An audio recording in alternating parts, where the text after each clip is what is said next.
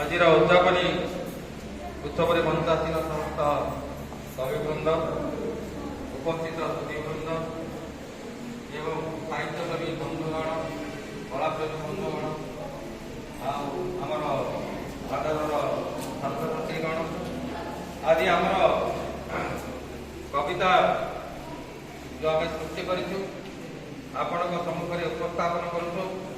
ମୋର ପ୍ରଥମ କବିତା ହେଲା ଜୀବନ।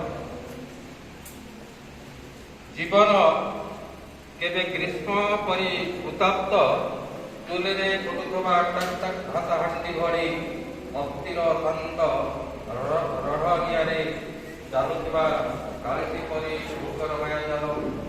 ଜୀବନ କେବେ ବର୍ଷା ପରି ଉଦାର ଶାନ୍ତ ସିଦ୍ଧ ଲହ ଲହ ଶବ୍ଦର କ୍ଷେତ ଫୁଲ ଯୋଡ଼ିରେ ଝୁଲୁଥିବା କଅଁଳା ଶିଶୁର ପିଠାମତ ପରି ସବୁ ଆପଣାର।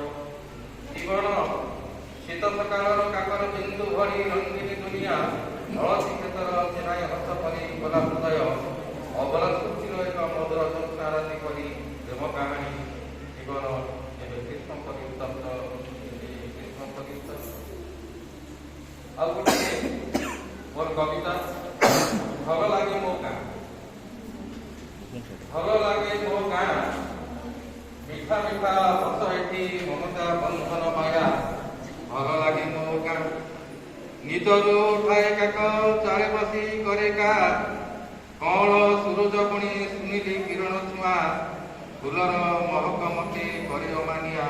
ଭଲ ଲାଗେ ମୋ ଗାଁ, ଭଲ ଲାଗେ ମୋ ଗାଁ, ଟିକି ଟିକି ତାରା ଫୁଟେ ମୋ ଗାଁ ଆକାଶରେ ଲୁଚକାଳି ଖେଳେ ଜହ୍ନ ଭସା ଭସା ମେଘମାଳେ କଇଁ ମୁହ ଚାହିଁ ମନ ହୁଏ ଅମାନିଆ।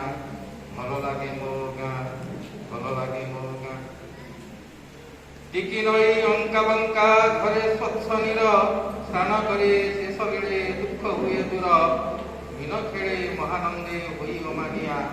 ଭଲ ଲାଗେ ମୋ ଗାଁ, ଭଲ ଲାଗେ ମୋ ଗାଁ, ପଥ ପ୍ରାନ୍ତେ ତାଳ ଗଛ ଉଚ୍ଚ ଉଚ୍ଚ ଠିଆ ବାଇ ଚଢ଼େଇ ବସାରେ ବାଛିଲେ ଆହା କୋଇଲି ମଧୁର ଗୀତ କରୁଛି କିମିଆ। ଭଲ ଲାଗେ ମୋ ଗାଁ, ଭଲ ଲାଗେ ମୋ ଗାଁ, ମୋ ଗାଁ ପାଣି ପବନ ବିଲବଣ ମାଳ ଆମ୍ବ କୋଳି କରମଙ୍ଗା ବେଲ ନାରିକେଳ ପଖାଳ ଶୁଖୁଆ ଭାତ କାଟି ଶୁଆ ପିଆ।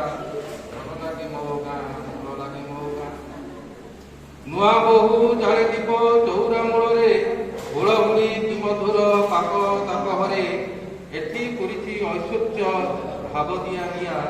ଭଲ ଲାଗେ ମୋ ଗାଁ, ଭଲ ଲାଗେ ମୋ ଗାଁ, ଗାଈ ପଲ ସଞ୍ଜ ଫେରେ ଗୋଦୁଡ଼ି ଯେ ଦାଣ୍ଡ ସେ ଧୂଳି ମୋ ପୁଣ୍ୟ ମାଟି ପାନ କରେ ତୁଣ୍ଡ ଗାଈ କାଟେ ଛାଡ଼ିଦେଲେ ପୁଣ୍ୟ ମୋର ଛୁଆ। ଭଲ ଲାଗେ